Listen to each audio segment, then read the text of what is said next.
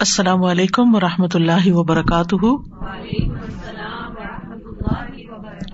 نحمده ونصلی علی رسولہ الکریم، اما بعد فاعوذ باللہ من الشیطان الرجیم، بسم اللہ الرحمن الرحیم، رب اشرح لی صدری ویسر لی امری واحلل عقدۃ من لسانی یفقہوا قولی۔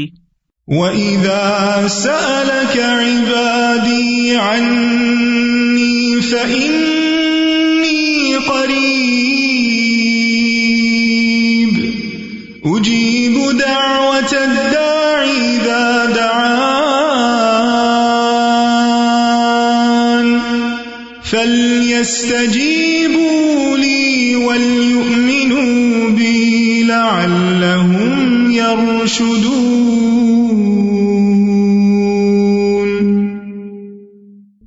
اور جب میرے بندے آپ سے میرے بارے میں سوال کریں تو کہہ دیجئے بے شک میں قریب ہوں، میں پکارنے والے کی پکار کا جواب دیتا ہوں۔ جب بھی وہ مجھے پکارے تو ان کو چاہیے کہ وہ میرا حکم مانیں اور مجھ پر ایمان رکھیں تاکہ وہ ہدایت پائیں۔ رسول اللہ صلی اللہ علیہ وسلم سے بعض صحابہ کرام نے عرض کیا، کیا ہمارا رب قریب ہے کہ ہم اس سے سرگوشی کے انداز میں مناجات کریں، یا وہ ہم سے دور ہے کہ ہم اسے پکاریں، یعنی بلند آواز سے پکاریں؟ اس سوال کے جواب میں یہ آیت نازل ہوئی، وَإِذَا سَأَلَكَ عِبَادِي عَنِّي فَإِنِّي قَرِيبٌ، اور جب تجھ سے میرے بندے میرے بارے میں پوچھیں تو آپ ان کو بتا دیں کہ میں قریب ہوں۔ اس آیت میں اللہ سبحانہ تعالیٰ نے عبادی کہہ کر اپنے بندوں پر خاص رحمت ظاہر کی ہے، اور پھر اپنے قریب ہونے کا ذکر کر کے دعا کرنے کی ترغیب دی ہے۔ یعنی اللہ سبحانہ تعالیٰ ہمیں اپنے بندے کہہ کے پکار رہا ہے، میرے بندے، ہم سب اسی کے بندے ہیں۔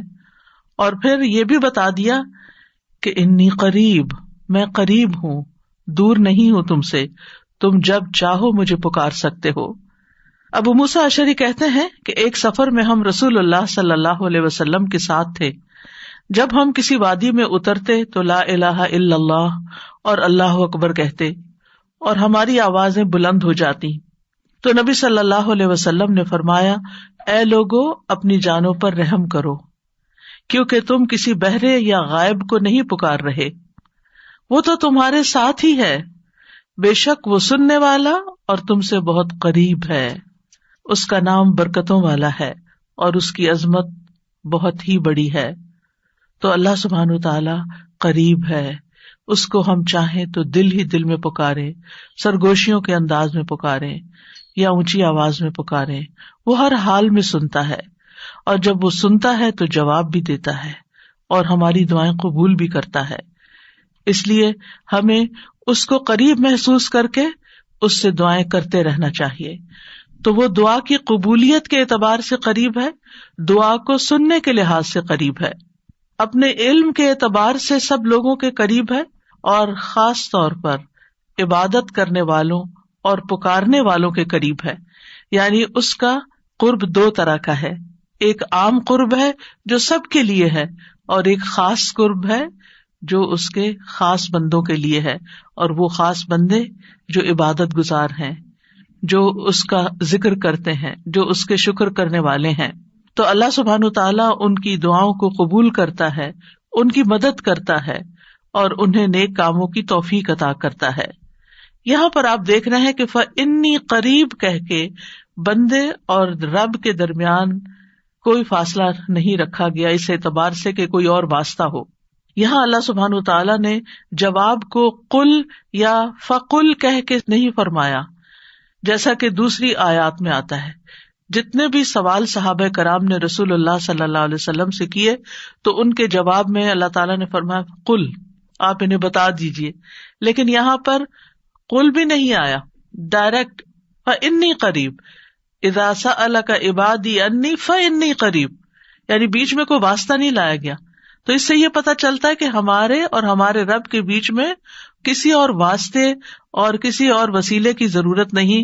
اور جب اللہ تعالیٰ نے یا عبادی کہہ دیا تو اس میں سارے بندے شامل ہو جاتے ہیں، چاہے وہ نیک ہوں یا بد ہوں، بڑے ہوں یا چھوٹے ہوں، گناہگار ہوں یا بہت پرہیزگار ہوں، کوئی بھی ہو، جو بھی اپنے رب کو پکارتا ہے رب اس کی پکار کو سنتا ہے اور وہ قریب ہے. لہٰذا جب ہمارا رب قریب ہے اور مجیب ہے، جیسا کہ آپ جانتے ہیں پروگرام کا نام بھی قریب مجیب اسی لیے رکھا گیا کہ ہمارا اگر اپنے رب سے تعارف ہو جاتا ہے، ہم اپنے رب کو پہچان جاتے ہیں کہ ہم کس کو پکار رہے ہیں اور وہ کہاں ہے، تو جتنا جتنا ہمارا یہ یقین ہوگا کہ وہ ہمارے قریب ہے اور وہ سنتا ہے اور جواب دیتا ہے، اتنی ہی زیادہ محبت اور توجہ کے ساتھ، اخلاص کے ساتھ ہم دعا کریں گے انشاءاللہ. اور پھر آپ دیکھیے کہ اللہ تعالیٰ ہماری دعاؤں کو ضائع نہیں کرتا. اجیب دعوت الداعی اذا دعانی، مطلب یہ ہے کہ جو بھی مجھ سے مانگتا ہے وہ کچھ پا کے ہی لوٹتا ہے، وہ نامراد نہیں ہوتا. جیسے زکریا علیہ السلام نے کہا تھا کہ وَلَمْ أَكُنْ بِدُعَائِكَ رَبِّ شَقِيًّا، کہ اے رب تجھے پکار کر تو میں کبھی بدبخت ہوا ہی نہیں، کبھی مایوس ہوا ہی نہیں، کبھی محروم ہوا ہی نہیں. جب بھی تجھے پکارا تجھ سے کچھ پا ہی لیا. تو اس لیے ہر دعا کرنے والے کو یہ یقین ہونا چاہیے کہ ہماری دعا ضرور سنی جائے گی، کیونکہ شیطان انسان کے دل میں یہ وسوسہ ڈالتا ہے کہ تمہاری دعا قبول نہیں ہوگی. نہیں بھائی، ہر ایک کی دعا قبول ہوتی ہے اگر وہ صحیح معنوں میں اپنے رب کو پکارتا ہے، وہ دعاؤں کو سنتا ہے اور جواب بھی دیتا ہے. ضرورت اس بات کی ہے کہ ہم اپنے دل کو حاضر کر کے اللہ سے مانگیں، اخلاص کے ساتھ مانگیں، اور قبولیت کے جو اوقات ہیں یا جو علامات ہیں ان کو سامنے رکھتے ہوئے مانگیں. اور پھر ساتھ یہ بھی کہا گیا فَلْيَسْتَجِيبُوا لِي وَلْيُؤْمِنُوا بِي لَعَلَّهُمْ يَرْشُدُونَ، کہ انہیں چاہیے کہ وہ بھی میری بات مانیں. یعنی اگر یہ چاہتے ہیں کہ میں ان کی دعائیں قبول کروں تو پھر انہیں بھی چاہیے جب میں انہیں پکارتا ہوں. ایک تو یہ ہے نا کہ ہم اللہ تعالیٰ کو پکارتے ہیں، اور ایک اللہ تعالیٰ بھی ہمیں پکارتے ہیں. یعنی اللہ سبحانہ وتعالیٰ کب پکارتے؟ ہر اذان میں پکار آتی ہے، حی علی الصلاۃ حی علی الفلاح. تو پھر ہم کیا کرتے ہیں؟ کیا واقعی ہم صلاح کی طرف جاتے ہیں یا نہیں؟ اسی طرح قرآن مجید میں بہت دفعہ یا ایھا الذین آمنوا کہہ کے ہمیں پکارا گیا ہے، اے لوگوں جو ایمان لائے ہو. یا ایھا الناس کہہ کے تمام انسانوں کو پکارا گیا ہے. تو کیا ہم انسان بھی اپنے رب کی پکار کو سنتے ہیں؟ کیا ہم بھی جواب دیتے ہیں؟ کیا ہم بھی اس کی طرف بڑھتے ہیں؟ اور پھر یہ کہ وَلْيُؤْمِنُوا بِي، چاہیے کہ وہ مجھ پر ایمان لائیں، چاہیے کہ وہ میری بات مانیں. لَعَلَّهُمْ يَرْشُدُونَ، شاید کہ وہ سیدھی راہ پا جائیں. رسول اللہ صلی اللہ علیہ وسلم نے فرمایا تم میں سے ہر ایک کی دعا قبول کی جاتی ہے جب تک کہ کوئی گناہ یا قطع رحمی کی دعا نہ کرے، بشرطے کہ جلدی بھی نہ کرے. پوچھا گیا یا رسول اللہ وہ جلدی کیا ہے؟ فرمایا یہ کہ کوئی یوں کہے کہ میں نے دعا کی اور میں نے دعا کی، یعنی دوبارہ کہ میں نے تو کئی بار دعا کی، بہت دعا کی، میری تو دعا قبول نہیں ہوتی، اور اس طرح وہ تھک ہار کر دعا کرنا چھوڑ دے. ایسا نہ کرے بلکہ دعا کرتا رہے، کیونکہ اس کی قبولیت کے مختلف طریقے ہیں. تو اللہ سبحانہ تعالی ہم سے قریب ہے. ایک اور آیت میں آتا ہے سورۃ ہود کی، وَإِلَىٰ ثَمُودَ أَخَاهُمْ صَالِحًا قَالَ يَا قَوْمِ اعْبُدُوا اللَّهَ مَا لَكُم مِّنْ إِلَٰهٍ غَيْرُهُ هُوَ أَنشَأَكُم مِّنَ الْأَرْضِ وَاسْتَعْمَرَكُم فِيهَا فَاسْتَغْفِرُوهُ ثُمَّ تُوبُوا إِلَيْهِ إِنَّ رَبِّي قَرِيبٌ مُّجِيبٌ. اور سمود کی طرف ان کے بھائی صالح کو بھیجا. اس نے کہا اے میری قوم، اللہ کی عبادت کرو، اس کے سوا تمہارا کوئی معبود نہیں. اسی نے تمہیں زمین سے پیدا کیا اور تمہیں اس میں آباد کیا، سو اس سے بخشش مانگو، پھر اس کی طرف پلٹ آؤ. یقیناً میرا رب قریب ہے، قبول کرنے والا ہے. ان ربی قریب مجیب. یہاں قوم سمود کی بات کی جا رہی ہے. یہ لوگ مدائن کے علاقے میں رہتے تھے جو تبوک اور مدینہ منورہ کے درمیان واقع تھا. صالح علیہ السلام نے اپنی قوم کو ایک طرف اللہ سبحانہ تعالیٰ کی عبادت کی دعوت دی، توحید کی دعوت دی کہ صرف وہی تمہارا معبود ہے جس نے تمہیں پیدا کیا، جس نے تمہیں زمین میں آباد کیا، لہٰذا تم شرک سے اجتناب کرو، صرف اللہ کی طرف رجوع کرو. کیوں؟ اس لیے کہ وہ بہت قریب ہے، اپنے بندوں کی دعائیں سنتا ہے. تو آپ دیکھیے، جو آپ کے قریب ہو اور جو آپ کی بات بھی سنتا ہو، تو کیا آپ نہیں چاہیں گے کہ آپ اس کے قریب ہوں؟ یہاں پر آپ دیکھیے کہ دعا کرنے سے پہلے دو چیزوں کی بات ہے. استغفار اور توبہ کی، کہ اس سے استغفار کرو اور توبہ کرو تو تمہاری دعائیں قبول ہوں گی۔ توبہ کا مطلب یہ ہے کہ گناہوں سے کنارہ کشی اختیار کرو اور اس بات کا پکا وعدہ کرو کہ آئندہ گناہ نہیں کرو گے، اور استغفار کا مطلب ہوتا ہے بخشش طلب کرنا کہ اللہ ہمیں معاف کر دے، ہمارے گناہوں پہ پردہ ڈال دے۔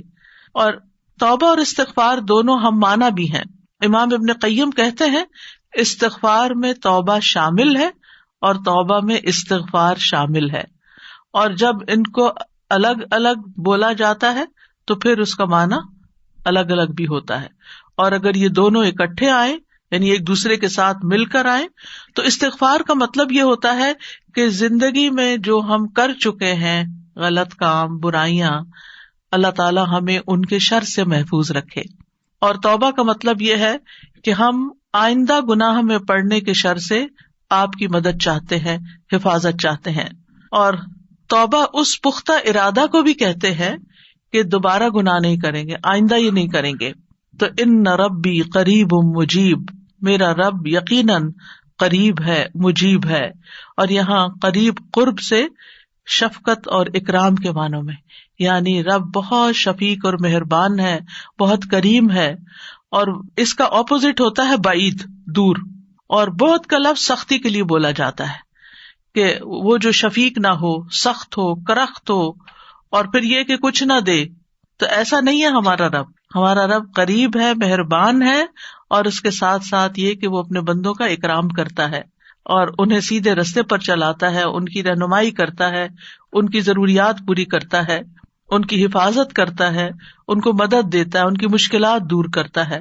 لہٰذا ہمیں اپنے رب کو قریب پاتے ہوئے، اور قربت کا ایک احساس ہوتا ہے۔ قریب ہونے کا مطلب یہ نہیں کہ اللہ سبحانہ تعالیٰ کسی نعوذ باللہ فزیکل فارم میں ہمارے ساتھ بیٹھے ہوئے ہیں یا ہمارے دل میں بیٹھے ہوئے ہیں، یہ مطلب نہیں ہے قریب کا۔ قربت ایک احساس کا نام ہے۔ آپ نے دیکھا ہوگا بہت سے لوگ دور ہوتے ہوئے آپ کے دل کے قریب ہوتے ہیں، اور کئی لوگ آپ کے ساتھ رہتے ہوئے، آپ کے ساتھ بیٹھے ہوئے، آپ کے ساتھ زندگی گزارتے ہوئے بھی آپ سے دور ہوتے ہیں۔ تو اللہ سبحانہ تعالی کا قرب محسوس کرنے کی چیز ہے، اس طرح کہ وہ سنتا ہے۔ اللہ سبحانہ تعالیٰ سنتا ہے، السمیع ہے، اللہ تعالیٰ دیکھتا ہے، البصیر ہے، اللطیف ہے، الخبیر ہے، وہ ہمارے دلوں کے راز بھی جانتا ہے۔ تو اس سے بڑھ کے قریب کون ہوگا جو شہرک سے بھی زیادہ قریب ہے، اور جو ہمارے دل میں خیال اٹھ کر جو ہمارے دماغ تک جاتا ہے اس سے پہلے کہ دماغ تک جائے وہ بیچ میں حائل ہوتا ہے، اور وہ جان لیتا ہے کہ بندہ کیا سوچ رہا ہے۔ نہ صرف یہ کہ وہ یہ جانتا ہے کہ اس وقت کیا کر رہے ہیں ہم، وہ یہ بھی جانتا ہے ہم پاسٹ میں کیا کر چکے ہیں، اور وہ یہ بھی جانتا ہے کہ ہم فیوچر میں کیا کچھ کرنے والے ہیں۔ کوئی اور ہے ایسا جو اتنا زیادہ ہمیں جانتا ہو؟ کیا وہ ہماری ضروریات کو نہیں جانتا ہوگا؟ کیا وہ ہمارے دکھ کو نہیں جانتا؟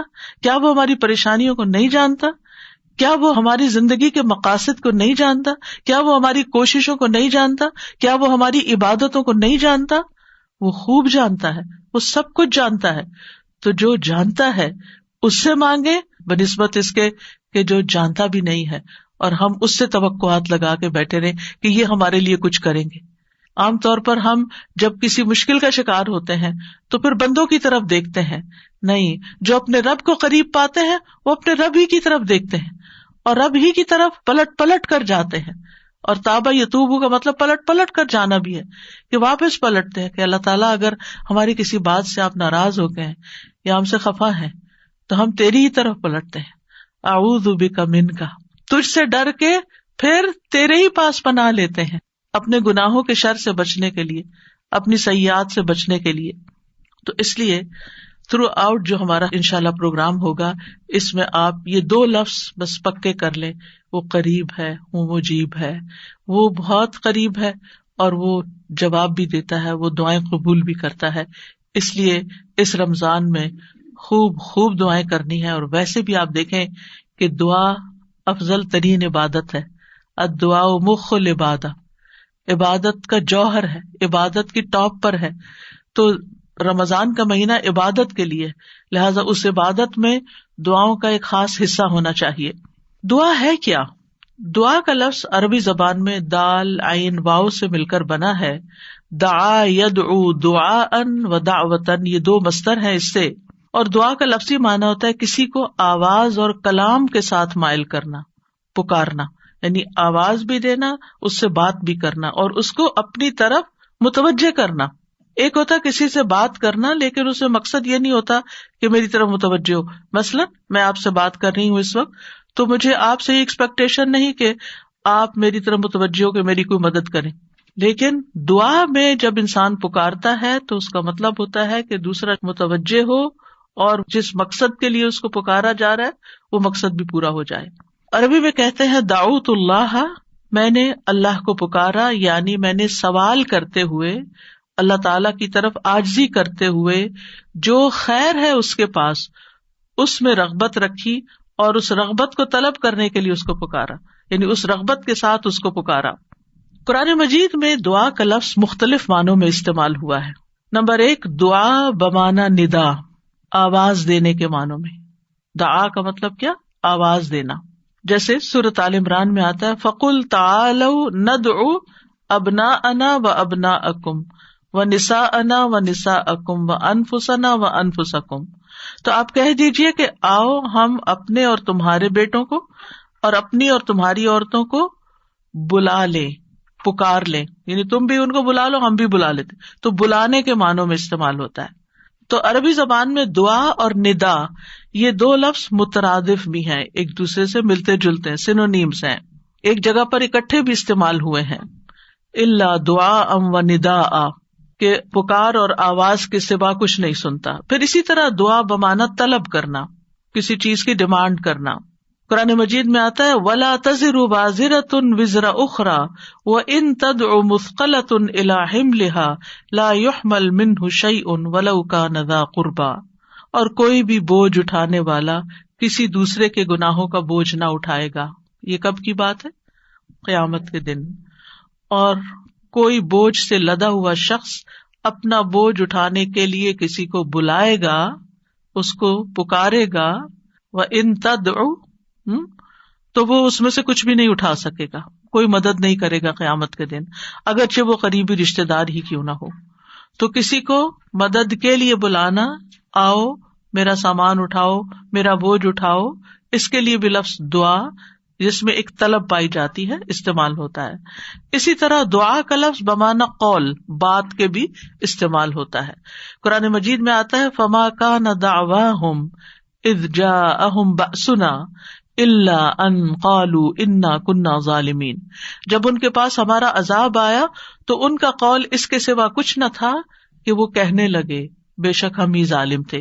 تو یہاں پر قول یا بات کے معنوں میں آیا ہے. پھر اسی طرح دعا کا لفظ عبادت کے معنوں میں بھی آتا ہے. سورۃ کہف میں نوجوانوں کا جو قصہ آتا ہے جس میں وہ اب ایمان کو بچانے کے لیے غار کی طرف جا رہے تھے، تو اللہ تعالیٰ نے ان کے بارے میں فرمایا وَرَبَطْنَا عَلَىٰ قُلُوبِهِمْ إِذْ قَامُوا فَقَالُوا رَبُّنَا رَبُّ السَّمَاوَاتِ وَالْأَرْضِ لَن نَّدْعُوَ مِن دُونِهِ إِلَٰهًا لَقَدْ قُلْنَا إِذًا شَطَطًا.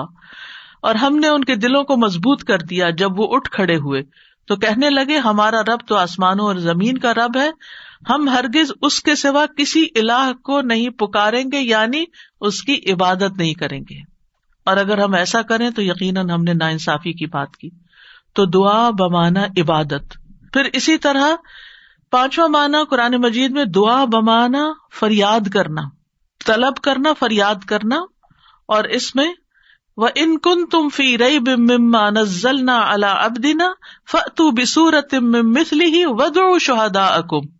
اگر تمہیں اس قرآن میں شک ہے جو ہم نے اپنے بندے پر نازل فرمایا تو اسی طرح کی ایک سورت تم بھی بنا لاؤ اور اللہ کے سوا اپنے گواہوں مددگاروں کو بھی بلا لو. فریاد کرو کہ وہ آئے اور تمہاری مدد کریں، یعنی مدد کے لیے پکارنا، یہ معنی ہے. پھر اسی طرح دعا بمعنی کسی چیز کی ترغیب دینا، یعنی کسی چیز کی طرف دعوت دینا. نوح علیہ السلام نے اپنی قوم کو پکارا تھا قال رب انی دعوت قومی لیلا ونہارا. اس نے کہا ہے میرے رب بے شک میں نے اپنی قوم کو رات اور دن پکارا، ان کو دعوت دیتا رہا دین کی طرف، اپنے رب کی طرف. اور اس میں معنی عبادت کا بھی ہے کہ اللہ کی عبادت کرو تو عبادت کی دعوت میں ان کو دیتا رہا. پھر اسی طرح دعا بمانا منسوب کرنا، نسبت دینا. ادعوہم لآبائہم، ان بچوں کو ان کے حقیقی باپوں کی نسبت سے پکارو. یعنی ادعوہم کا مطلب ہے کہ ان کو اپنے باپوں کی طرف ہی منسوب کرو، جن کے وہ بچے ہیں باپ کا نام نہیں بدلو. اور 8واں معنی ہے سوال کرنا، دعا بمانا سوال.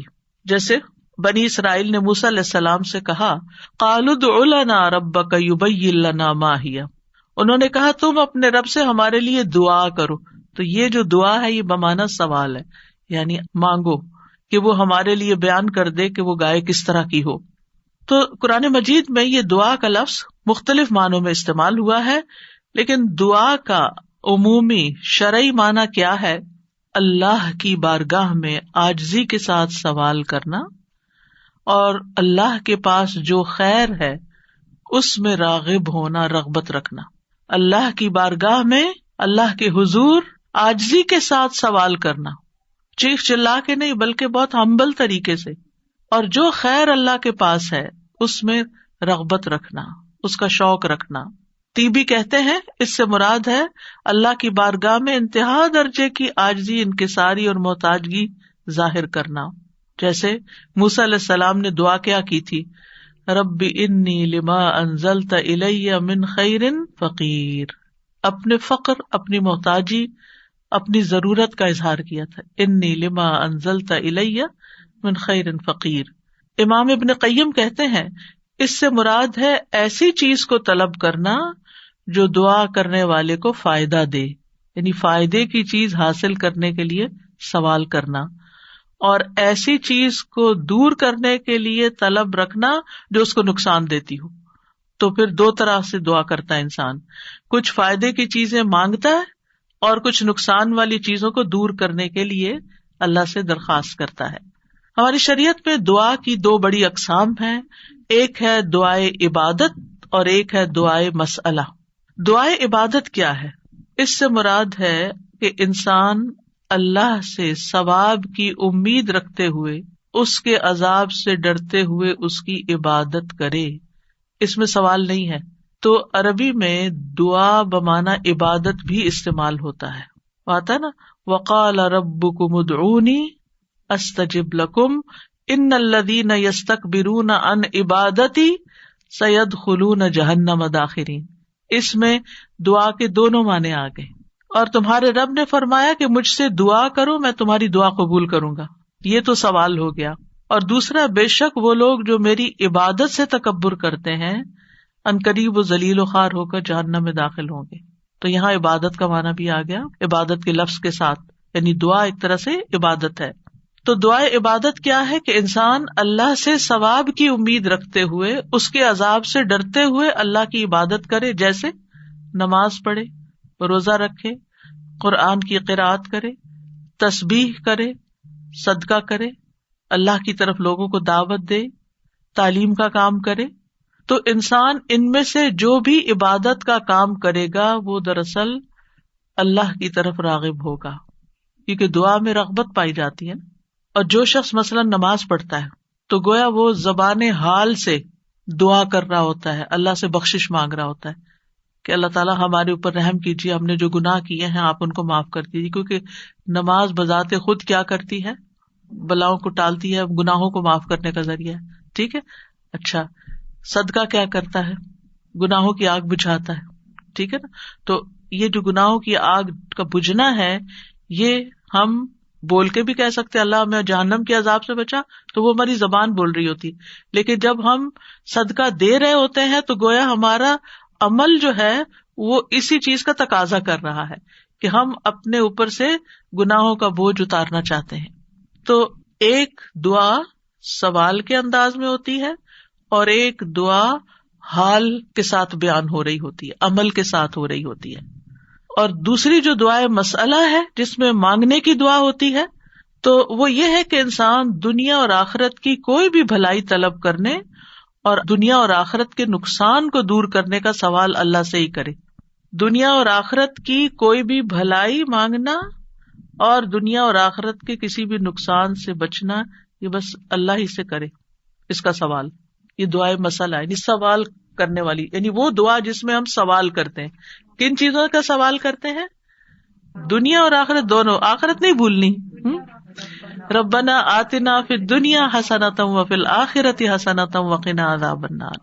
تو دنیا اور آخرت کی حسنہ مانگنا اور دنیا اور آخرت کے عذاب سے، مصیبت سے بچنا. وقنا عذاب النار، سب سے بڑی مصیبت تو آگ ہے نا، یعنی اس کی کوئی تکلیف انسان کو پہنچے. نبی صلی اللہ علیہ وسلم نے فرمایا دعا عبادت ہے. قال الدعاء هو العبادۃ قال ربکم ادعونی استجب لکم. تمہارے رب کا فرمان ہے میں پکارنے والے کی دعا قبول کرتا ہوں جب وہ مجھے پکارتا ہے. تو دعا جو ہے یہ عبادت کی اقسام میں سے سب سے عظیم قسم ہے. امام خطابی اپنی کتاب شأن الدعا میں کہتے ہیں، اس حدیث کی وضاحت کرتے ہوئے الدعاء هو العبادہ، وہ کہتے ہیں کہ دعا عبادت کا ایک بڑا حصہ ہے یا سب سے افضل عبادت ہے. جیسے کہ لوگ کہتے ہیں لوگ بنو تمیم ہیں اور مال اونٹ ہیں، یعنی لوگوں کو دیکھنا تو بنو تمیم کو دیکھو، مطلب سب لوگوں سے افضل ہیں. نبی صلی اللہ علیہ وسلم اسی سے تھے نا، اور ان کی تعداد بھی زیادہ تھی. اور اسی طرح عربوں کے ہاں مال کی سب سے بڑی قسم اونٹ ہوا کرتے تھے. وہ کہتے ہیں مال تو اصل میں اونٹ ہے اور لوگ تو بنو تمیم ہی ہے. تو اسی طرح کہا گیا دعا تو عبادت ہی ہے. الدعاء هو العبادہ، دعا ہی عبادت ہے. الحج عرفہ، اس کا یہ مطلب ہے کہ صرف عرفہ میں جاؤں، یہ نہیں. مطلب یہ ہے کہ جتنے بھی ارکان آپ حج کے ادا کرتے ہیں ان میں سے عرفہ کے دن کا قیام اگر کسی نے پا لیا تو اس کا حج ہو گیا، اور وہ سب سے بڑا دن ہے جس میں بخشش ہوتی ہے. تو یہ عربوں کے کہنے کا ایک انداز بھی ہے نا، اور مراد اس سے کیا ہے کہ دعا سب سے افضل عبادت ہے اور ساری اطاعتوں اور ساری بندگیوں کا مغز ہے کہ انسان اپنی ہر پریشانی اور ہر ضرورت میں اللہ کی طرف متوجہ ہو جائے. یہ ہے اصل مقصد. اگر کسی مشکل میں پڑ گیا ہے تو اس مشکل کے دور ہونے کے لیے بس اللہ ہی کی طرف رجوع کرے اور اسی کا انتظار کرے کہ وہی کاٹے گا. لوگوں سے توقعات ہٹا لے. اس کا یہ مطلب نہیں کہ ہم لوگوں سے ہیلپ لے نہیں سکتے، آپ لوگوں سے ہیلپ لے سکتے ہیں، آپ ان کو بتا سکتے ہیں کہ آپ کس مشکل میں اور اس کا حل کیا ہے، لیکن ان سے توقع نہ رکھے کہ یہ میری مشکل حل کر دیں گے.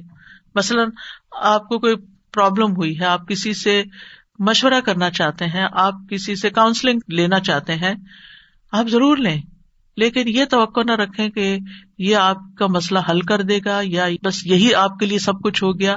اس کو اللہ سبحانہ تعالیٰ سے آگے نہ رکھیں. کہتے ہیں نا ہمت مردہ مدد خدا. ہمت آپ نے کرنی ہے، کوشش آپ نے کرنی، مدد اللہ نے کرنی ہے. دعا کی بھی ہمت ہوتی ہے اور دعا کے لیے بھی ایک ایفرٹ لگانی پڑتی ہے اور اس کے لیے یکسو ہونا پڑتا ہے.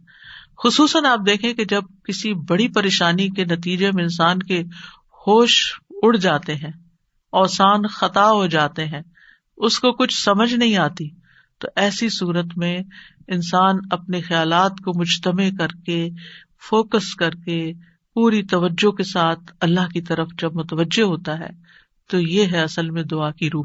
اور نہ صرف یہ کہ بڑی مشکلات میں بلکہ چھوٹی چھوٹی ضروریات میں بھی اللہ کی طرف رغبت کرنی چاہیے. دعا کی ضرورت کیوں ہے ہماری زندگی میں؟ کیونکہ ہم اللہ کے محتاج ہیں. بادشاہ وہی ہے، ہم فقیر ہیں. یا ایھا الناس انتم الفقراء الی اللہ، اے لوگو تم سب اللہ کے محتاج ہو. کوئی بھی انڈیپینڈنٹ نہیں، کوئی بھی یہ نہیں کہہ سکتا کہ میں اپنے سب کام خود ہی کر سکتا ہوں. واللہ هو الغنی الحمید، اور اللہ سب سے بے پرواہ ہے اور تعریف کے لائق ہے. بندوں میں سے کوئی بھی بے پرواہ نہیں ہو سکتا، ہم سب محتاج ہیں. دوسری بات، اللہ سارے خزانوں کا مالک ہے. وَإِن مِّن شَيْءٍ إِلَّا عِندَنَا خَزَائِنُهُ، کوئی چیز ایسی نہیں، وَإِن مِّن شَيْءٍ إِلَّا عِندَنَا خَزَائِنُهُ، کہ جس کے خزانے ہمارے پاس نہ ہوں. آپ کوئی چیز آرڈر کرنا چاہتے ہیں تو پتہ چلتا ہے وہ تو ہے ہی نہیں، ختم ہو گئی، اسٹاک ختم، آؤٹ آف اسٹاک. بڑی سے بڑی کمپنی، بڑے سے بڑے ریسورسز رکھنے والے انسانوں سے جب آپ مانگتے ہیں تو آپ دیکھیں کیا ہوتا ہے کہ انسان بعض اوقات وہ اوپر جا کے اتنی نیچے گرتے ہیں کہ پائی پائی کے محتاج ہو جاتے ہیں.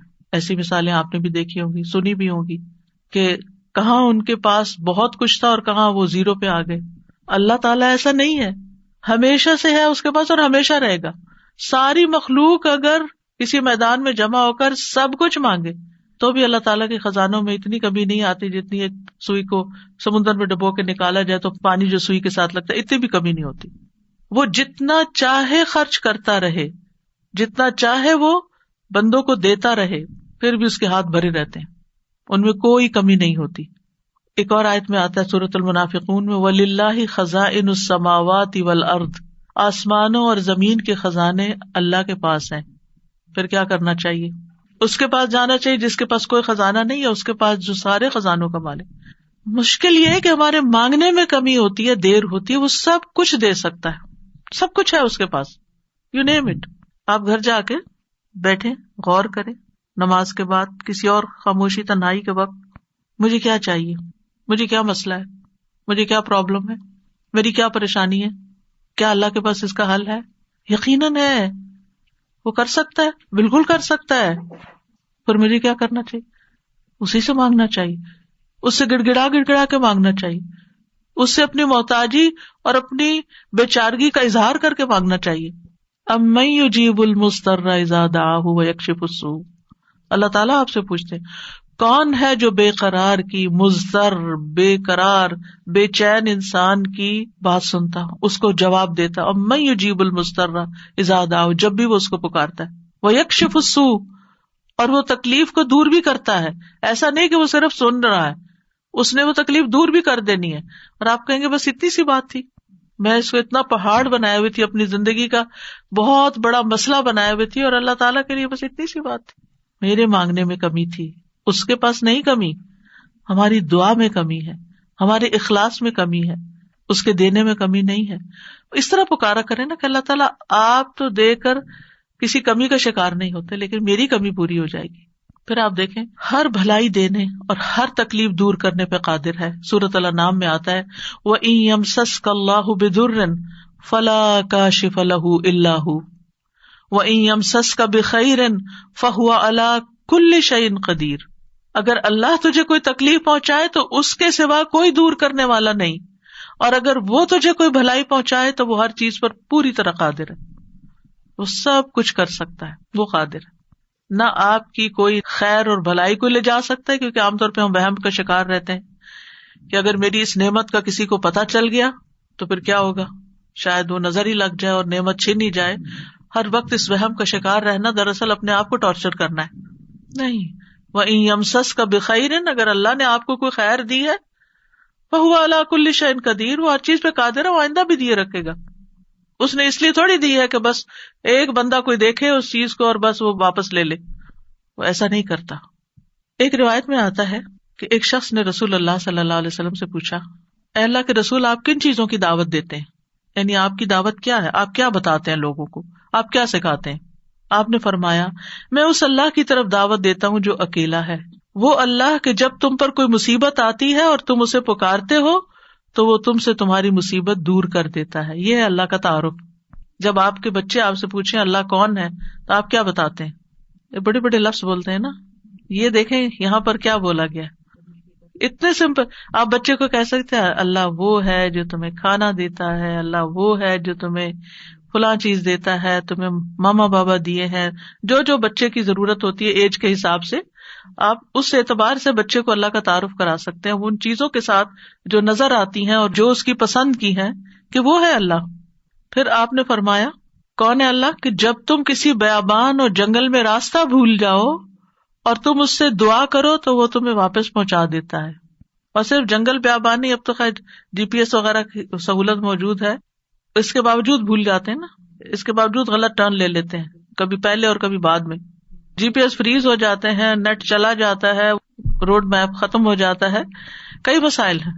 تو کبھی بھی راستہ بھولیں تو ہم پہلی بات یہ سوچیں کہ اللہ سے دعا کرتے ہیں اللہ راستہ دکھا دے. راستہ بھولنے پر مجھے کبھی ٹینشن نہیں, میں ہمیشہ سوچتی ہوں اللہ پہنچا دے گا, ہو جائے گا, کوئی مسئلہ نہیں. اللہ کے تو علم میں ہے نا. میں تو کہتی ہوں کہ آپ کو پتا ہے نا کہاں ہے, بس وہاں لے جائیں. ہمیں نہیں پتا, آپ کو تو پتا ہے نا. تو جب آپ اللہ سے مانگتے ہیں, کبھی لاڈ پیار سے, کبھی اس کی کسی صفت کا واسطہ دے کر, کبھی اپنی عاجزی محتاجی ظاہر کر کے, تو وہ ضرور سنتا ہے. پھر فرمایا وہ ذات کہ جب تم قحط سالی میں مبتلا ہوتے ہو اور تم اس سے دعا کرتے ہو تو وہ تم پر پیداوار ظاہر کر دیتا ہے، یعنی تمہاری پیداوار اگا دیتا ہے زمین سے. یہ ہے اللہ، یہ اللہ کا تعارف. پھر آپ دیکھیے کہ ہم کیوں اللہ سے مانگے، کیونکہ زمین و آسمان کی ساری مخلوق اللہ ہی سے مانگتی ہے، تو ہم کیوں نہ مانگے. آپ غور کیجئے ذرا اس بات پر، یسألہ من فی السماوات والارض کل یوم ھو فی شأن، اسی سے مانگتا ہے جو کوئی آسمانوں اور زمین میں ہے، ہر دن وہ ایک نئی شان میں ہے. اسی سے مانگ رہا ہے ہر کوئی جو آسمانوں اور زمین میں ہے. ہر کوئی کون کون ہے آسمانوں اور زمین میں؟ آسمانوں میں فرشتے ہیں جن کو ہم جانتے ہیں، زمین پر انسان اور جنات ہیں، اس کے علاوہ جو اور مخلوقات ہیں وہ ساری مخلوق اللہ سے مانگ رہی ہے. اگر ساری مخلوق اللہ سے مانگتے اور ہم کسی اور سے مانگنا شروع کر دیں، غیر اللہ سے مانگیں، تو کتنی حماقت والی بات ہے نا. اللہ نے عقل اسی لیے دی تھی کہ ہم اللہ ہی کو نہ پہچانے. تو اللہ سبحانہ وتعالیٰ سے سوال کرنے کے اعتبار سے 4 طرح کے لوگ ہیں. امام ابن تیمیہ کہتے ہیں پس تمام آسمانوں اور زمین کے لوگ اللہ سے سوال کرتے ہیں تو ان کے 4 درجات بن جاتے ہیں. پہلی قسم، کچھ وہ لوگ ہوتے ہیں جو نہ ہی اللہ کی عبادت کرتے ہیں نہ ہی اس سے مدد طلب کرتے ہیں، حالانکہ اللہ نے ان کو پیدا کیا، ان کو رزق دیا، ان کو عافیت دی. تو یہ کون ہے؟ نہ اللہ کی عبادت نہ ہی اس سے دعا، کچھ بھی نہیں، کوئی تعلق نہیں. دوسری قسم کے وہ لوگ ہوتے ہیں جو اللہ سے مدد طلب کرتے ہیں تو وہ ان کی مدد کر دیتا ہے، لیکن وہ اللہ کی عبادت نہیں کرتے. عبادت نہیں کرتے، ہاں جب کوئی مسئلہ پیش آتا ہے تو پھر کیا کرتے ہیں؟ پھر دعا کر لیتے ہیں. ایسے لوگ آپ نے دیکھے ہوں گے، نماز نہیں، روزہ نہیں، صدقہ خیرات کچھ نہیں، ہاں کوئی مشکل پیش آئے تو پھر اللہ سے دعا کرتے ہیں. تیسری قسم کے کچھ وہ لوگ ہوتے ہیں جو اللہ کی عبادت اور اطاعت طلب کرتے ہیں لیکن نہ ہی اس سے مدد مانگتے نہ اس پہ توکل کرتے. نماز روزہ کر لیں گے، دعا نہیں کرتے، کہتے ہیں اللہ کو پتہ ہی ہے نا کیا چاہیے، اب مانگنا کس لیے. نہیں، اللہ تعالیٰ خود فرماتے وقال ربکم ادعونی، تمہارا رب کہتا ہے مجھ سے دعا کرو، تو کیوں نہ دعا کریں، ہمیں دعا کرنی ہے. چوتھی قسم کے وہ لوگ ہوتے ہیں جو اللہ کی عبادت بھی کرتے ہیں اور اس سے دعا بھی کرتے ہیں، اس سے مدد بھی طلب کرتے ہیں. تو اللہ تعالیٰ اپنی عبادت اور اطاعت پر ان کی مدد کرتا ہے، جیسے ہم کہتے ہیں ربی اعنی علی ذکرک و شکرک و حسن عبادتک، تو اللہ تعالیٰ مدد بھی فرماتا ہے. اب ہم اپنے آپ کو دیکھیں کہ ہم کون سی کیٹیگری میں فال کرتے ہیں، ہم کہاں ہیں. کیا ہم ان لوگوں میں ہیں جو عبادت بھی کرتے ہیں اور دعا بھی کرتے ہیں؟ تو یہ ٹاپ کلاس کے لوگ ہیں، اور باقی اللہ تعالیٰ کے حق میں کمی کوتاہی کرتے ہیں. تو ہمیں دعا کرتے رہنا چاہیے، اللہ تعالیٰ کو پکارتے رہنا چاہیے، ہر ضرورت میں، ہر مقصد میں، ہر پریشانی میں، ہر دکھ میں، ہر بیماری میں، ہر موقع پر، ہر چیز کے لیے، چھوٹی سے چھوٹی چیز کے لیے، بڑی سے بڑی چیز کے لیے اللہ ہی سے مانگنا چاہیے. کیونکہ وہ دے کر احسان نہیں جتاتا، وہ دے کر شرمندہ نہیں کرتا، وہ دے کر ہم سے واپس نہیں مانگتا، وہ بغیر شرط کے دیتا ہے، غیر مشروط دیتا ہے. وَإِذَا سَأَلَكَ عِبَادِي عَنِّي فَإِنِّي قَرِيبٌ أُجِيبُ دَعْوَةَ الدَّاعِ إِذَا دَعَانِ فَلْيَسْتَجِيبُوا لِي وَلْيُؤْمِنُوا بِي لَعَلَّهُمْ يَرْشُدُونَ. وَإِذَا سَأَلَكَ عِبَادِي عَنِّي فَإِنِّي قَرِيبٌ أُجِيبُ دَعْوَةَ الدَّاعِ إِذَا دَعَانِ فَلْيَسْتَجِيبُوا لِي وَلْيُؤْمِنُوا بِي لَعَلَّهُمْ يَرْشُدُونَ. تو ہمیں مانگتے رہنا چاہیے کیونکہ وہ قریب ہے، وہ مجیب ہے. اللہ سبحانہ وتعالیٰ اپنے بندوں کو خود فرماتا ہے کہ اللہ سے اس کے فضل کا سوال کرو، یہ اللہ کا حکم ہے. سورۃ النساء میں آتا ہے وَاسْأَلُوا اللَّهَ مِن فَضْلِهِ، اور اللہ سے اس کے فضل کو مانگو کہ اللہ اپنا فضل فرما. فضل کیا ہوتا ہے؟ جو ہم ڈیزرو نہیں کرتے، نہ اپنی عبادت کی وجہ سے، نہ کسی محنت کی وجہ سے، نہ کسی قابلیت کی وجہ سے، نہ کسی ہنر کی وجہ سے. ہم ڈیزرو نہیں کرتے لیکن آپ دے سکتے، ہم پھر بھی آپ سے مانگتے ہیں. چاہے ہم اس قابل نہیں لیکن پھر بھی آپ سے مانگتے، آپ ہمیں عطا کیجیے. اور اللہ تعالیٰ کو یہ بات پسند ہے کہ بندے اس سے مانگیں، کیونکہ بندے کو جب کسی چیز کی ضرورت ہوتی ہے نا اور وہ اس کو اللہ تعالیٰ سے مانگتا ہے تو وہ اللہ تعالیٰ کے ساتھ کنیکٹ ہو جاتا ہے. اللہ تعالیٰ کو یاد کرتا ہے، اس کے سامنے اپنی حالت کا اظہار کرتا ہے، اپنا دکھ، اپنا شکوہ، اپنا غم، اپنا رنج، اپنی پریشانی اس کو سناتا ہے، جو سن کر آگے نشر نہیں کرتا. جب ہم بندوں کے سامنے اپنی کسی پریشانی کا ذکر کر دیتے ہیں تو بعض اوقات کیا کرتے ہیں، وہ آگے بیان کر دیتے ہیں اور یوں آپ کے راز کھل جاتے ہیں، آپ کا مرتبہ اور مقام لوگوں کی نگاہ میں گر جاتا ہے. کچھ لوگ آپ سے حسد کرنے لگتے ہیں، کچھ لوگ آپ کی تکلیف پہ خوش ہوتے ہیں. تو اس لیے ہمیں اللہ سبحانہ تعالیٰ کے سامنے ہی اپنے رنج اور دکھ کی فریاد رکھنی چاہیے. اللہ تعالیٰ اپنے بندوں کو ہر چیز کو اسی سے مانگنے کا حکم دیتا ہے. اب ہر چیز میں کیا ہے؟ صحیح مسلم کی روایت ہے، ابو ذر غفاری رضی اللہ عنہ کہتے ہیں کہ نبی صلی اللہ علیہ وسلم اپنے رب تبارک و تعالیٰ سے روایت کرتے ہیں کہ بے شک اللہ تعالیٰ فرماتا ہے، اے میرے بندو تم سب گمراہ ہو سوائے اس کے جسے میں ہدایت دوں، پس تم مجھ سے ہدایت مانگو میں تمہیں ہدایت دوں گا. نمبر 1 دعا کیا ہونی چاہیے؟ ہدایت کی. دن کی ہر رکعت میں ہم اہدنا الصراط المستقیم مانگتے ہیں. ہر کام میں ہمیں گائیڈنس چاہیے، ہمیں کلیرٹی چاہیے، چاہے دین کا کام ہو چاہے دنیا کا کام. ہر چیز میں ہمیں صحیح راستہ، صحیح اسٹریٹجیز اختیار کرنے کی ضرورت ہوتی ہے، تب وہ کام ہو پاتا ہے. اور اس طرح ساری کنفیوژن بھی دور ہو جاتی، ساری پریشانی بھی دور ہو جاتی کہ میں نے اللہ سے دعا کر لی، اللہ تعالیٰ آپ مجھے صحیح طریقہ بتا دے، مجھے اس کام کو کیسے لے کے چلنا ہے. تو ہر موڑ پر، ہر کام میں ہمیں ہدایت کی ضرورت ہوتی ہے. تو اہدنا الصراط المستقیم. پھر فرمایا، اے میرے بندو تم سب بھوکے ہو سوائے اس کے جسے میں کھلاؤں، تو تم مجھ سے کھانا مانگو میں تمہیں کھانا کھلاؤں گا. سبحان اللہ. سب سے بڑی ضرورت ہدایت کے بعد انسان کی کیا ہے؟ کھانا، جو اس کو دن میں کئی بار کھانا پڑتا ہے. اور انسان سب سے زیادہ پریشان بھی اس کے لیے ہوتا ہے، اور مال کا سب سے بڑا حصہ بھی اسی پہ خرچ ہوتا ہے. یعنی دن میں اگر آپ دیکھیں تو آپ ہر روز اپنا لباس نہیں خریدتے، ہر روز آپ اپنی ٹوائلٹریز نہیں خریدتے، ہر روز اپنی اور چیزیں نہیں خریدتے، برتن نہیں خریدتے، کٹلری، جیولری، یہ سب روز تھوڑی خریدا جاتا ہے. لیکن کھانا تو ڈیلی چاہیے، کھانا تو ڈیلی کنزیوم کرنا ہے، تو اس سے مانگو. اور خاص طور پر اگر کچھ خاص کھانے کو دل چاہتا ہے وہ بھی اس سے مانگو. نیوٹریشیس چاہیے، ہولسم چاہیے، صحت مند چاہیے، کیونکہ ساری بیماریاں ہی کھانے سے پیدا ہوتی ہیں. یعنی کھانا مانگو صرف یہ نہیں کہ ہے نہیں، بلکہ اچھا کھانا مانگو تو اللہ تعالیٰ کھلائے گا. اے میرے بندو تم سب برہنہ ہو سوائے اس کے جسے میں لباس پہناؤں، تو تم مجھ سے لباس مانگو میں تمہیں لباس پہناؤں گا.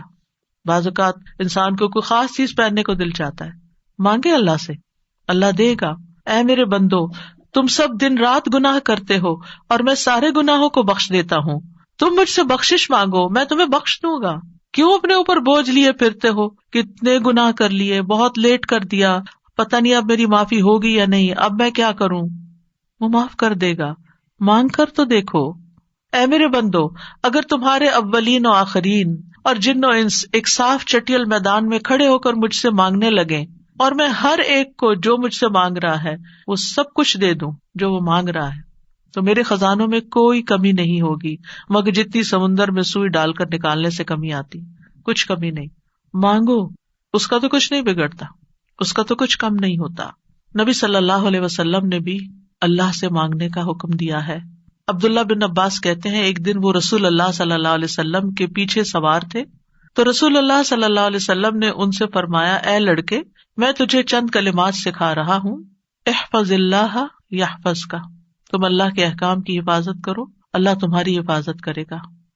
احفظ اللہ تجدہ تجاہک، اللہ کی حفاظت کرو یعنی اللہ تعالیٰ کے احکامات کی، تم اسے اپنے سامنے پاؤ گے، قریب پاؤ گے. اذا سألت فاسأل اللہ، جب تمہیں مانگنا ہو اللہ سے مانگو، جب تمہیں مانگنا ہو، کچھ بھی مانگنا ہو. وَإِذَا اسْتَعَنْتَ فَاسْتَعِنْ بِاللَّهِ، اور جب مدد چاہیے اللہ سے مدد مانگو، کسی بھی طرح کی مدد. یعنی مدد صرف مالی مدد نہیں ہوتی، یا مدد صرف ان چیزوں کی نہیں ہوتی اوپر جن چیزوں کا ذکر ہوا ہے، مدد تو ہمیں ہر کام میں چاہیے ہوتی.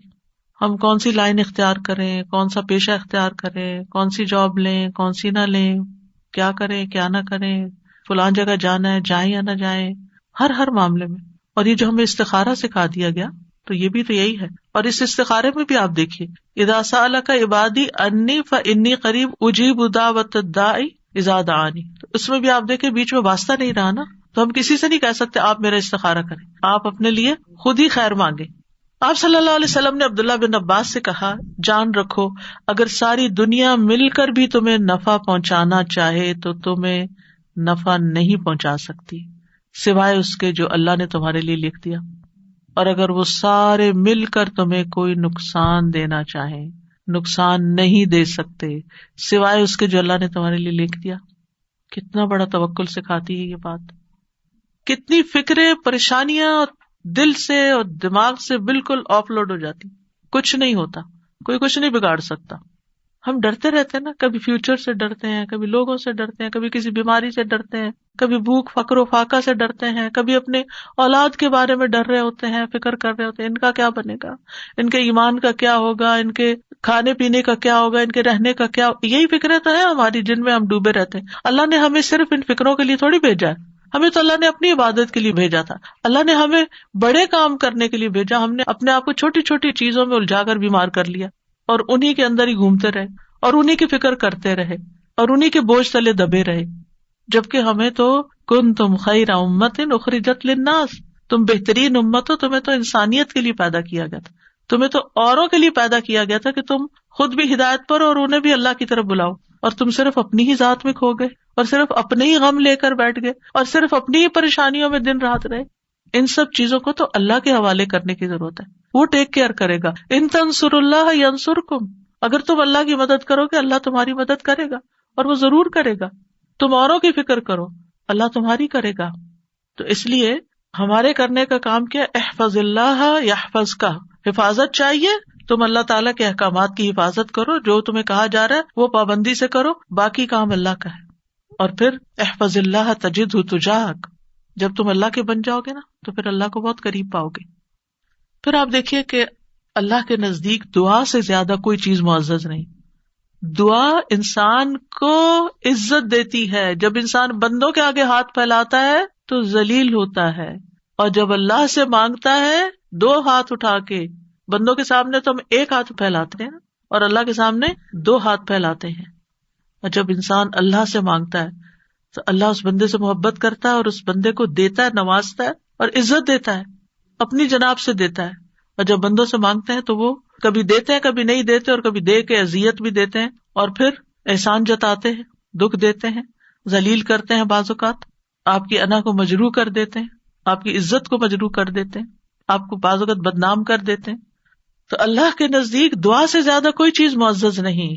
لیس شیء اکرم علی اللہ من الدعاء، پھر یہ کہ اللہ تعالیٰ دعائیں سنتا ہے۔ وَلَقَدْ نَادَانَا نُوحٌ فَلَنِعْمَ الْمُجِيبُونَ، یقیناً نوح نے ہمیں پکارا تو ہم بہت اچھے قبول کرنے والے ہیں۔ ہم نے ان کی سنی، ہمیں کیوں بتایا جا رہا ہے؟ تاکہ تم بھی پکارو، تمہاری بھی سنی جائے گی۔ ابراہیم علیہ السلام نے کیا کہا تھا؟ ان ربی لسمیع الدعاء، میرا رب تو یقیناً دعا سننے والا ہے، وہ تو ضرور سنتا ہے۔ اور پھر خاص طور پر جو مضطر ہو، بے چین ہو، بے قرار ہو، لاچار ہو، امن یجیب المضطر اذا دعاہ ویکشف السوء، یہ لاچار کون ہوتا ہے؟ ابن عباس کہتے ہیں اس سے مراد وہ شخص ہے جس کی ایسی ضرورت ہو جو اس کو مشقت میں ڈال دے، یعنی مصیبت میں پڑ جائے انسان، چاہے اندر قلبی روحانی طور پر، چاہے مالی طور پر، چاہے صحت، یعنی کسی بھی اعتبار سے جو چیز اس کو مشکل میں ڈال دے، مشقت میں، یہ لاچاری ہوتی ہے۔ یہ کہتے ہیں ڈپینڈنسی جیسے ہو جاتی ہے دوسروں پر۔ سدی کہتے ہیں کہ اس سے مراد وہ شخص ہے جس کے پاس کوئی ہیلا چارہ قوت باقی نہ رہے، یعنی دنیا میں اس کا کوئی وسیلہ سبب نہیں رہا، تنہا رہ گیا، وہ سنتا ہے۔ ذنون کہتے ہیں اس سے مراد وہ شخص ہے جو اپنے تعلقات کو اللہ کے سوا سب سے کاٹ دے، بس اللہ ہی ہے میرا۔ ابو جعفر کہتے ہیں کہ اس سے مراد مفلس شخص ہے جس کے پاس کچھ نہیں۔ سہل بن عبداللہ کہتے ہیں اس سے مراد وہ شخص ہے جو اپنے ہاتھ دعا مانگتے ہوئے اللہ کی طرف بلند کرتا ہے، اوپر اٹھاتا ہے، حالانکہ اس کے پاس اطاعت کا کوئی نیکی کا کام نہیں ہوتا جس کو وہ وسیلہ بنا سکے۔ لاچار، اب ہر جگہ سے مایوسی ہو گئی، اب ایک ہی راستہ ہے، اور وہ راستہ شیطان کہتا ہے تم تو اتنے نافرمانو، تمہاری نہیں سنی جائے گی، نہیں، وہ پھر بھی سنتا ہے۔ امن یجیب المضطر، اصل میں بندے تو ہم اللہ ہی کے ہیں نا، چاہے ہم اللہ کو اپنا بنائیں یا نہ بنائیں، ہیں تو اسی کے، جانا تو اسی کی طرف ہے، دنیا میں بھی اسی کی طرف جانے کی ضرورت پیش آتی ہے۔ اور پھر آپ دیکھیے کہ اللہ تعالیٰ کا قبولیت کا وعدہ بھی ہے، اور وہ بندوں کی حاجات پوری کرتا ہے۔ اللہ تعالیٰ خود پکارتے ہیں جب رات کا ایک تہائی حصہ بچتا ہے، آسمان دنیا پہ نزول فرما کے اللہ تعالیٰ فرماتے ہیں کون ہے جو مجھ سے دعا کرے تو میں اس کی دعا قبول کروں، کون ہے جو مجھ سے بخشش طلب کرے تو میں اسے بخش دوں، کون ہے جو مجھ سے رزق مانگے تو میں اس کو رزق عطا کروں، کون ہے جو تکلیف دور کرنے کی درخواست کرے تو میں اس کی تکلیف دور کروں. اور یہ اعلان فجر کے طلوع ہونے تک ہوتا رہتا ہے. تو اللہ تعالیٰ پکار رہے کہ مانگو مجھ سے. اب دیکھیے اگر کبھی آپ کے پیرنٹس میں سے کوئی یا کوئی بڑا یا اگر آپ سے کہے کہ اچھا مانگو، کیا مانگتے ہو، فرمائش کرو، کیا کرتے ہیں ہم، ہمارا حال کیا ہوتا ہے؟ بہت خوش ہو جاتے ہیں کہ اتنی بڑی آفر آ گئی ہے، کرو فرمائش، کیا چاہیے، جیولری چاہیے، کپڑے چاہیے، جو چاہیے مانگو. تو ہمارا خوشی سے ایسا حال ہوگا کہ ہمیں یہ بھی یاد نہیں رہے گا کہ اب مانگنا کیا ہے آپ نے. اللہ سبحانہ وتعالیٰ روز ہمیں پکارتے ہیں کرو فرمائش، مانگو، کچھ مانگو، اور ہم مانگتے ہی نہیں. جاگ بھی جائے تو ہم مانگتے نہیں. مانگنے کی ضرورت ہے. اب دیکھیے کہ دنیا کے بادشاہ جب کوئی سوالی آتا ہے، کوئی بیگر آتا ہے، وہ دروازے بند کر دیتے ہیں. جو انسان 2 سے 3 دفعہ آپ سے کچھ مانگ چکا ہو، جب آپ اس کو دیکھتے ہیں تو وہ موڑ کے چل دیتے ہیں، یہ پھر آ گیا ہے، پھر کچھ مانگے گا. کیا اللہ تعالیٰ بھی ایسے کرتا ہے؟ 100 بار آئے آپ اس کے پاس، 100 بار عطا کرے گا. وہ اپنا دروازہ بند نہیں کرتا، وہ اپنی دولت نہیں چھپاتا، وہ تمہارے لیے ہر روز رات کو دروازہ کھولتا ہے، آ جاؤ تم میری طرف، مانگو مجھ سے. امام ابن قیم کہتے ہیں اللہ جس کے ساتھ خیر کا ارادہ کرتا ہے اس کے لیے ذلت کا، عاجزی کا، اللہ کی بارگاہ میں پناہ پکڑنے اور محتاجی ظاہر کرنے کا دروازہ کھول دیتا ہے. یعنی اس کو دعا مانگنا آ جاتا ہے. اور جس کو دعا کی توفیق مل گئی اس کو ہر خیر مل گئی. تو اصل چیز یہ ہے کہ دعا کی توفیق ہو جائے، دعا مانگنا شروع کر دے. آپ دیکھیں کہ اس نیت سے بھی یہ پروگرام رکھا گیا تھا کہ ہم روز دعا کے بارے میں کچھ سنیں، پھر دعا کے مطلب کو سمجھیں، دعا کرتے رہے تاکہ ہمیں دعا مانگنا آ جائے.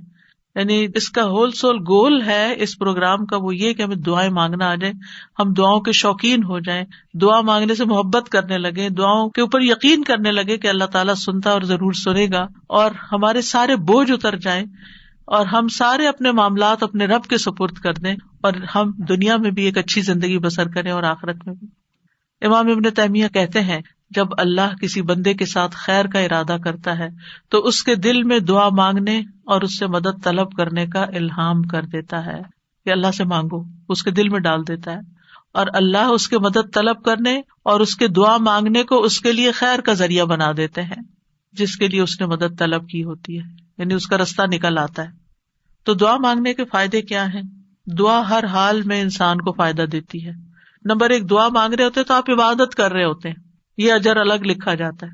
اللہ تعالیٰ کی پسند کا کام کر رہے ہوتے ہیں، اللہ تعالیٰ سے کنیکٹڈ ہوتے ہیں، اور پھر یا تو دعا فوراً قبول ہو جاتی ہے، جو مانگا وہ اسی وقت مل جاتا ہے، یا پھر یہ کہ کوئی ایسی مصیبت ٹل جاتی ہے جو آنے والی تھی اور آپ کی اس دعا کی وجہ سے وہ مصیبت چلی گئی. رسول اللہ صلی اللہ علیہ وسلم نے فرمایا دعا فائدہ دیتی ہے اس کے بارے میں بھی جو کچھ نازل ہو چکا ہے اور اس کے بارے میں بھی جو نہیں اترا. بس اللہ کے بندو تم پر دعا کرنا لازم ہے، یعنی جو مصیبتیں آ گئی ہیں ان کو بھی دور کرے گی دعا، اور جو ابھی نہیں آئی اتر رہی ہیں ان کو بھی دور کر دے گی، آنے والی مشکلات کو بھی ہٹا دے گی. پھر یہ کہ اللہ تعالیٰ اپنے مانگنے والوں کو خالی ہاتھ نہیں لوٹاتا. حدیث میں آتا ہے بے شک اللہ عز و جل کو اس بات سے حیا آتی ہے کہ اس کا کوئی بندہ اس کے سامنے ہاتھ پھیلا کر کسی خیر کا سوال کرے اور وہ انہیں خالی لوٹا دے، کہ کچھ بھی نہ ڈالے اس میں. ایسا نہیں ہوتا. انس رضی اللہ عنہ کہتے ہیں رسول اللہ صلی اللہ علیہ وسلم نے فرمایا بے شک اللہ بڑا رحیم ہے، بڑے کرم والا ہے، اس کو اس بات سے شرم آتی ہے کہ اس کا کوئی بندہ اس کے آگے اپنے دونوں ہاتھ پھیلائے اور وہ ان دونوں میں کوئی خیر نہ ڈالے. وہ ایسا نہیں کرتا. جو مسلمان بھی اپنی حاجت اللہ کے آگے رکھ دیتا ہے اللہ تعالیٰ اسے ضرور نوازتا ہے، ضرور دیتا ہے. رسول اللہ صلی اللہ علیہ وسلم نے فرمایا جو مسلمان اپنا چہرہ اللہ کے سامنے گاڑ کر، یعنی پورے فوکسڈ طریقے سے توجہ کے ساتھ کسی چیز کا سوال کرتا ہے وہ اس کو وہ چیز ضرور عطا کرتا ہے، خواہ جلدی عطا کرے یا ذخیرہ کر کے رکھ لے اس کے لیے اگلی دنیا میں عطا کرے، لیکن ملتا ضرور ہے. اور پھر آپ دیکھیے اس آیت میں اللہ تعالیٰ نے کوئی شرط نہیں رکھی، یعنی جو مانگو گے میں دوں گا، یہ نہیں کہا تم یہ کر کے آنا پھر میں دوں گا. بعد میں کہا کہ ٹھیک ہے تم بھی میری بات مانا کرو، ریکمینڈیڈ ہے یہ بات، لیکن شرط نہیں ہے کہ تم نے مانی تو پھر ہی میں بھی تمہاری مانوں گا. اور پھر آپ دیکھیے کہ یہ ہمارا فرض بنتا ہے کہ ہم اپنی دعاؤں میں اخلاص پیدا کریں. ورنہ اللہ تعالیٰ تو ہر ایک کو نیک بد گناہگار حتیٰ کہ ابلیس کی بھی دعا قبول کر لیتا ہے. دعا کے سبب تقدیر بدل جاتی ہے. حدیث میں آتا ہے قضا کو صرف دعا ہی بدل سکتی ہے اور نیکی کے علاوہ کوئی چیز عمر کو نہیں بڑھا سکتی. نیکی کرتے جاؤ انشاءاللہ عمر بھی لمبی ہوگی اور نیکیوں کی مزید توفیق ہوگی. دعا کی وجہ سے آزمائشیں ٹل جاتی ہیں. امام غزالی کہتے ہیں بس جان لے کہ قضاء و قدر میں سے یہ بھی ہے کہ اللہ آزمائشوں کو دعا کے ذریعے ٹال دیتا ہے. چنانچہ دعا آزمائشوں اور بلاؤں کو ٹالنے اور رحمت کے حصول کا سبب ہے، جیسا کہ ڈھال تیروں کو ٹالنے اور واپس لوٹانے کا سبب ہے. یعنی کہ جو شیلڈ ہے اس سے آپ پروٹیکٹڈ ہوتے ہیں. اور جیسے پانی زمین سے نباتات نکالنے کا سبب ہے، یعنی آپ پودا لگاتے ہیں، اسے پانی لگاتے ہیں تو اس میں سے کچھ نکل آتا ہے. جن لوگوں کے گارڈنز ہیں وہ تو یہ تجربہ کرتے ہی ہوں گے کہ جب سمر آتی ہے اور وہ ڈالتے ہیں کچھ تو پھر اس میں سے ننھی منی کونپلیں نکلتی ہیں. لیکن اگر نہیں تو میں آپ سب کو ریکمینڈ کروں گی کہ اللہ الخالق کی تخلیق کو دیکھنے کے لیے گھر میں ہی کوئی مٹی کا پاٹ رکھ لیجئے اور اس میں کوئی بیج ڈال دیجئے اور ان بیجوں کے پھوٹنے اور چھوٹی چھوٹی کونپلیں نکلنے کے عمل کو دیکھیے. آپ کو اللہ پہ اتنا پیار آئے گا، اتنی محبت آئے گی. یہ اللہ کی تخلیق کی نشانیاں ہیں نا، اور اس سے اللہ کی پہچان ہوتی ہے. انسان اللہ کے قریب ہوتا ہے، اللہ کی قدرت نظر آتی ہے. تو اب امام غزالی کہتے ہیں کہ جیسے پانی زمین میں ڈالیں اور بیج سے کچھ نکلے گا، یہ پانی ڈالنا سبب ہے بیج پھوٹنے کا، ایسے ہی دعا سبب ہے خیر ملنے کا. مانگو تاکہ تمہیں ملے. بہت کچھ تو وہ ہمیں بن مانگے بھی دے رہا ہے، ہم نے وہ مانگا بھی نہیں ہوتا جو کچھ وہ ہمیں دیتا ہے، لیکن اس سے زیادہ اگر تم مانگو گے تو پھر والا وہ کیوں نہیں دے گا. اور پھر وہ کہتے ہیں کہ جیسے ڈھال تیر کو لوٹاتی ہے اور دونوں ایک دوسرے کی مدافعت کرتے ہیں، اسی طرح دعا اور آزمائش آپس میں زور آزمائی کرتے ہیں. آزمائش اوپر سے اتر رہی ہوتی ہے اور دعا نیچے سے چڑھتی ہے اور بیچ میں جا کے وہ ان کی لڑائی ہوتی ہے. دعا کہتی ہے واپس چلو، اس بندے پہ نہیں آنا. تو اس لیے بہت ضروری ہے کہ ہم اللہ تعالیٰ سے مانگتے رہیں. اور آپ دیکھیں کتنی دعائیں ایسی ہیں جنہوں نے تاریخ کا رخ پھیر دیا، شر سے خیر کی طرف، بہتر سے بہترین کی طرف. ابراہیم علیہ السلام کی دعا کی مثال، انہوں نے مانگا تھا ربنا وابعث فیہم رسولا منہم یتلو علیہم آیاتک ویعلمہم الکتاب والحکمت ویزکیہم انک انت العزیز الحکیم. 2500 سال بعد دعا قبول ہوئی. محمد الرسول اللہ صلی اللہ علیہ وسلم دنیا میں تشریف لائے اور انسانی تاریخ کا دھارا بدل گیا. ابو امامہ کہتے ہیں میں نے کہا اللہ کے رسول صلی اللہ علیہ وسلم آپ کے اس کام کی ابتدا کیسے ہوئی، یعنی آپ نے یہ جو سب کچھ کیا ہے بگننگ کہاں سے تھی؟ کہا میرے باپ ابراہیم علیہ السلام کی دعا سے. آپ بھی اپنے بچوں کے لیے، نسلوں کے لیے، اپنے شاگردوں کے لیے دعائیں کیا کریں. معلوم نہیں ان میں سے کون آپ کی دعا کی وجہ سے کوئی ایسا خیر کا کام کر جائے جو آپ کے لیے بہترین صدقہ جاریہ بن جائے. تو دوسروں کے لیے دعائیں کرنے میں بخل سے کبھی کام نہ لیں. بعض اوقات کچھ کام ہم خود نہیں کر پاتے، نہ اس کے قابل ہوتے، نہ ہماری اتنی زندگی ہے، نہ اتنی سخت ہمت اور صلاحیت، لیکن ہم جب دوسروں کے لیے وہی دعائیں کرتے ہیں تو اللہ سبحانہ وتعالیٰ ان کے ذریعے وہ سارا ثواب اور خیر ہم تک واپس پہنچا دیتا ہے. ہم سب لوگ، انسان، باقی مخلوقات بھی نبی صلی اللہ علیہ وسلم کی آمد کی وجہ سے رحمت پاتے ہیں. آپ رحمت للعالمین ہیں اور اس دعا کی وجہ سے دائمی خیر اور بھلائی پا رہے ہیں. پھر نوح علیہ السلام کی دعا. نوح علیہ السلام بہت مظلوم تھے، ان کی قوم دعوت دینے کی وجہ سے ان کو مارتی پیٹتی بھی تھی. پھر انہوں نے جب دعا کی تو وہ ان کی نجات کا ذریعہ بنی. عیسیٰ علیہ السلام کی دعا جو آخری زمانے میں ہوگی، جب طور میں آخری زمانے میں ایمان والے ان کے ساتھ محصور کر دیے جائیں گے تو ان کی دعا کی وجہ سے مسلمانوں کے لیے فتح ہوگی، یاجوج ماجوج کی تباہی ہوگی. ابن قیم کہتے ہیں مصیبت کو ٹالنے میں اور اپنا مقصد حاصل کرنے میں دعا قوی ترین اسباب میں سے ایک سبب ہے. یہ تمام دوائیوں سے زیادہ مفید ہے. دعا ساری دوائیوں سے زیادہ مفید ہے. یہ آزمائشوں کی دشمن ہے. دعا آزمائشوں کی دشمن ہے. یہ آزمائشوں کو دور دھکیلتی ہے، ان سے زور آزمائی کرتی ہے، ان کو واقع ہونے سے روکتی ہے، جو واقع ہو چکی ہوں ان کو ختم کرتی ہے، ان کو ہلکا کر دیتی ہے، اور یہ مومن کا ہتھیار ہے. یعنی اگر دعا آزمائش سے زیادہ طاقتور ہو تو آزمائش ختم ہو جاتی ہے. یعنی بعض اوقات ہم کہتے ہیں آزمائش نہیں ختم ہو رہی کیونکہ ہماری دعا ابھی کمزور ہے، اس کو اور اسٹرانگ کریں. اگر آزمائش سے کمزور ہو تو آزمائش کبھی ہو جاتی ہے، اور وہ دونوں ایک دوسرے کا مقابلہ بھی کرتی ہیں، ایک دوسرے کے ساتھ جھگڑا کرتی ہیں. پھر یہ ہے کہ دعا ساری خیر اور بھلائی لے آتی ہے. جامع الخیر ہے. دعاؤں کے سبب بیماریاں دور ہوتی ہیں. امام ابن تیمیہ کہتے ہیں بہت سے مریض ایسے ہیں جو بغیر دوا کے صرف دعا کی وجہ سے یا دم یا دل کی مضبوطی کے ساتھ اور اچھے توکل کے ساتھ شفا پا لیتے ہیں. دوا کے بغیر ہی ٹھیک ہو جاتے ہیں. دعا سے ہم و غم دور ہوتا ہے, ڈپریشن دور ہوتا ہے, اور خاص طور پر وہ جو غم کی دعا ہے نا وہ پڑھنی چاہیے. اللہم انی اعوذ بک من الہم والحزن. پریشانیاں دور ہوتی ہیں. انسان کو دعا کی وجہ سے وہاں سے رزق ملتا ہے جہاں سے انسان سوچ بھی نہیں سکتا, اس کا گمان بھی نہیں ہوتا. اللہ تعالیٰ کی ناراضگی دور ہوتی ہے, اور جو آدمی اللہ سے نہیں مانگتا اللہ اس سے ناراض ہوتا ہے. دعا سے بندے کو غیر اللہ کی محبت اور غلامی سے آزادی ملتی ہے, اللہ تعالیٰ کا قرب ملتا ہے, اور انسان کو مناجات کی لذت ملتی ہے. جب انسان اپنے رب سے باتیں کرتا ہے نا تو اس کی ایک اور ہی خوشی ہوتی ہے, اور انسان کو پھر وہ چیز ملنے سے زیادہ وہ دعا کرنے میں اور سرگوشیاں کرنے میں اور اللہ سے باتیں کرنے میں مزہ آنے لگتا ہے, گویا اس کو سب کچھ مل گیا. سلف صالحین اس بات کو بہت پسند کرتے تھے. ان میں سے ایک کہتے ہیں مجھے اللہ کی بارگاہ میں حاجت ہوتی ہے تو میں اس سے وہ حاجت مانگتا ہوں تو اللہ میرے لیے اپنے ساتھ مناجات کرنے, اپنی معرفت اور اپنے لیے عاجزی کرنے اور اس کے سامنے خوشامد کا دروازہ کھول دیتا ہے. تو ان چیزوں کے ہوتے ہوئے میں یہ پسند کرنے لگتا ہوں کہ اللہ تعالیٰ میری دعا پوری کرنے کو ڈیلے کر دے, مؤخر کر دے, تاکہ میں یہ دعا کرنے کا لطف اٹھاتا رہوں. تو اللہ سبحانہ تعالیٰ سے دعا ہے کہ اللہ تعالیٰ ہمیں دعا کا معنی اور مفہوم سمجھنے کی توفیق عطا فرمائے اور ہمیں اس کی اہمیت کا احساس دلا دے, اور ہم واقعی اس طرح دعا مانگے جیسے دعا مانگنی چاہیے. اللہ تعالیٰ ہمیں آئندہ رمضان میں اور اس کے علاوہ بھی اس دعا کی عبادت سے فائدہ اٹھانے کی توفیق دے کہ ہم اپنے رب کے بن جائیں اور ہمارا رب ہم پر رحم فرما دے.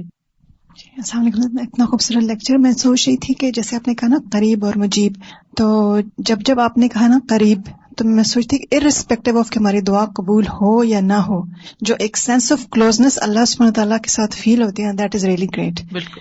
تو ایک اور چیز میں نے یہ پوچھنی تھی کہ جیسے ہم کہتے ہیں نا کہ انسان اپنے لیے شر کو ایسے مانگتا ہے جیسے خیر مانگ رہا ہے, اور ہم ادھر سے یہ کریں کہ اللہ سبحانہ تعالیٰ ہماری دعا قبول ضرور کرتے ہیں, تو پھر جب ہم اس طرح کے کوئی مانگ رہے ہوتے ہیں تو پھر یہ ہوتا ہے کہ وہ قبول نہیں ہوگی دعا, وہ اللہ پہ چھوڑ دیتے ہیں نا ہم. جی, پھر وہ ہمارے لیے جو چاہتا ہے کرتا ہے, اسی لیے وہ بعض دعائیں روک لیتا ہے. ہم سمجھتے ہیں ہمارے لیے خیر ہے, حالانکہ وہ شر ہوتا ہے, تو اللہ تعالیٰ اس کو قبول نہیں کرتے, روک دیتے, کیونکہ وہ ہمارے لیے ہم سے زیادہ ہم پر مہربان ہے. ایک اور جیسے حضرت زکریا نے اس نادا ربہ نداء خفیہ, تو وہ جو ندا ہے انہوں نے تو اللہ سے وہ مانگ رہے تھے نا چپکے سرگوشیاں, تو وہ پھر دل میں, تو وہ پھر ندا وہ دعا کے سینس میں آئے گی, کیونکہ دعا میں آپ نے ڈیفینیشن بتائی نا کہ ہم اللہ سے مانگ رہے ہوتے ہیں. جی, مناجات ان کو کہتے ہیں بیسیکلی, جو دل میں باتیں کرتے ہیں نا, سرگوشیاں کرتے ہیں اللہ تعالیٰ سے چپکے لوگوں کے بعض اوقات بیچ میں ہوتے ہوئے, بعض اوقات تنہائی میں, تو یہ بھی دعا کی ایک قسم ہی ہے مناجات جو ہے. استاذہ آج کا لیکچر ایسا تھا جیسے ذہن سازی ہو گئی ہے دعا کے لیے, ہم تیار ہو گئے رمضان کے لیے, کیونکہ ہر انسان کے ساتھ جیسے شیطان اور نفس لگا ہوتا ہے, تو ایسا لگ رہا ہے سارے بادل چھٹ گئے ہیں اور ہمارا جو ہے وہ ذہن تیار ہو گیا ہے دعا کے لیے.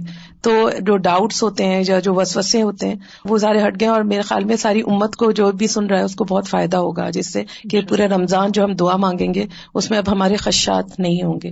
اور ایک سوال یہ ہے یقین سے, اور ایک سوال یہ ہے کہ دعا میں ہم کس چیز کا واسطہ دے سکتے ہیں, جیسے بعض لوگ نیک اعمال کا. جزاک اللہ خیر.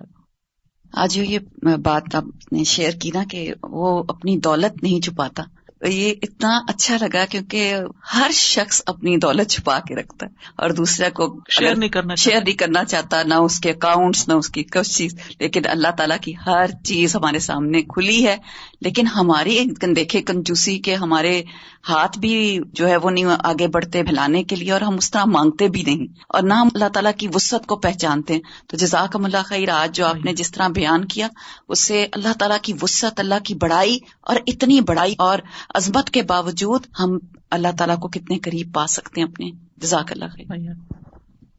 وآخر دعوانا ان الحمد للہ رب العالمین. سبحانک اللہم وبحمدک, اشہد ان لا الہ الا انت, استغفرک واتوب الیک. السلام علیکم ورحمۃ اللہ وبرکاتہ.